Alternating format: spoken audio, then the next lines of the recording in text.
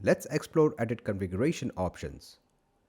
Click on Edit Configuration under Application Actions button. Here, scalability types of application can be configured from options of rolling upgrade, singleton, or horizontal scaling. Let's select rolling upgrade. Resource allocation and runtime type can be configured from these drop-downs. Here, context route can be customized. I will make a change in runtime size and save.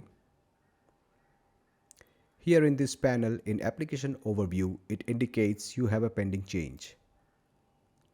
Let's deploy.